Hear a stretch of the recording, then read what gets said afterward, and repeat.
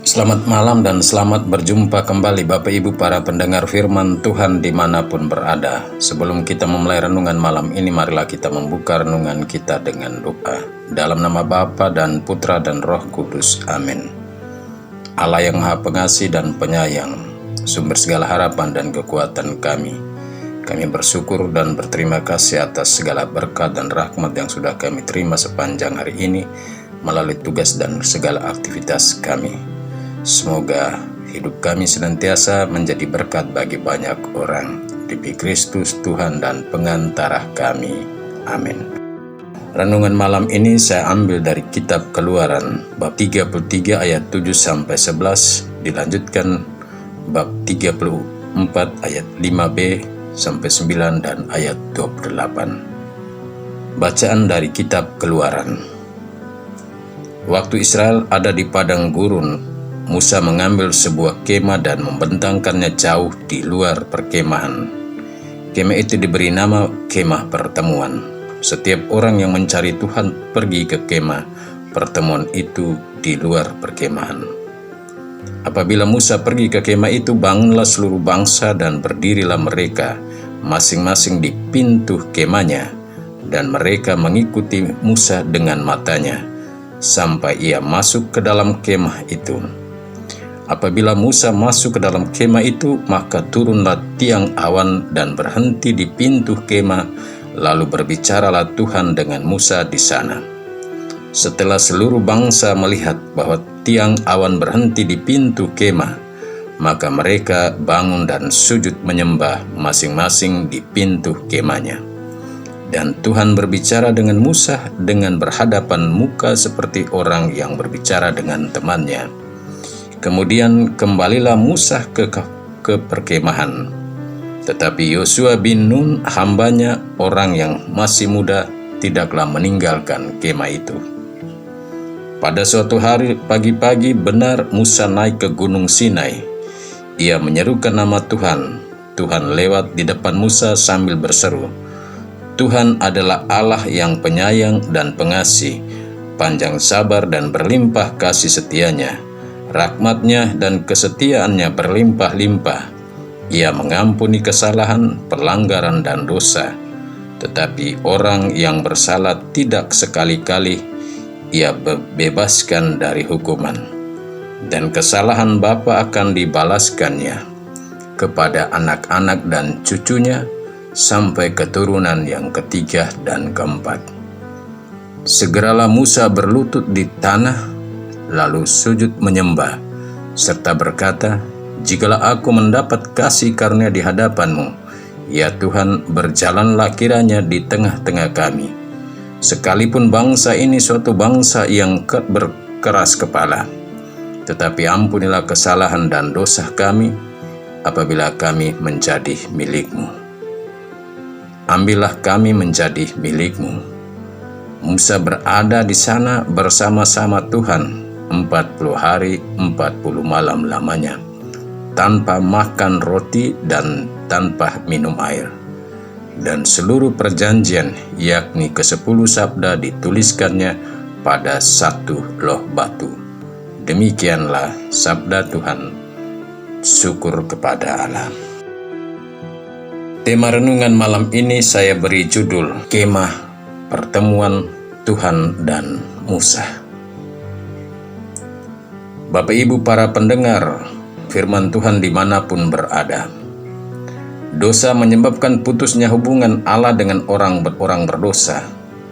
Dosa tidak saja bersifat pribadi, tapi dosa juga bersifat sosial, di mana dosa dari perbuatan seseorang turut menyebabkan orang lain mengalami hukuman dari Allah.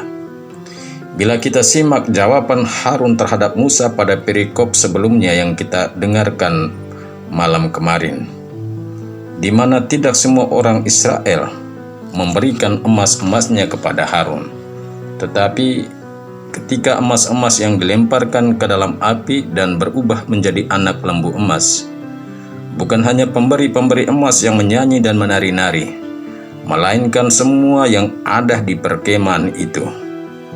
Mereka menyanyi dan menari memuja patung tuangan karena meyakini bahwa patung tuangan itulah yang telah membebaskan mereka dan membawa mereka keluar dari tanah Mesir. Di sini dosa bukan hanya menyebabkan putusnya hubungan antara Allah dengan manusia, tapi juga antar manusia dengan yang satu dengan yang lainnya.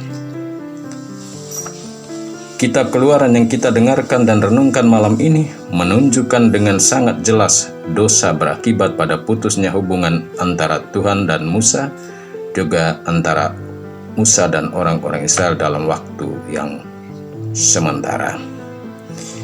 Warta kitab Keluaran tadi dibuka dengan menampilkan keberadaan bangsa Israel di padang gurun sesudah pengkhianatan mereka terhadap Allah.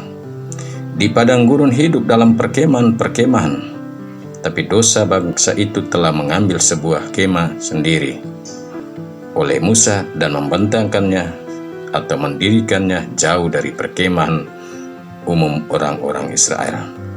Dan kemah itu diberi nama kemah pertemuan.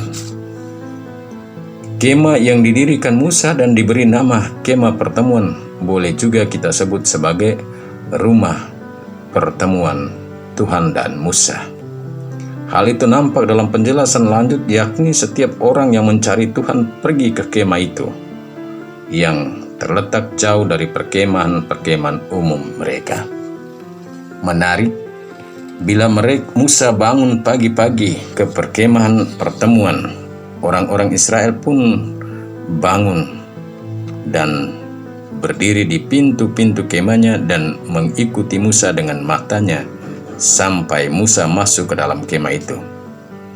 Bila Musa telah masuk ke dalam kemah pertemuan, apa yang dilihat orang-orang Israel, saudara-saudara? Turunlah tiang awan dan berhenti di pintu kemah, lalu berbicaralah Tuhan dengan Musa. Tiang awan adalah simbol Tuhan yang tetap menyertai Musa dan orang-orang Israel.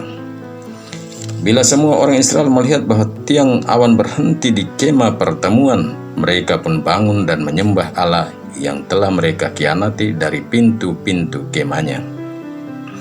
Dalam kemah pertemuan itu Tuhan berbicara dengan Musa dengan berhadapan muka, sebagaimana sesama orang Israel saling bertemu.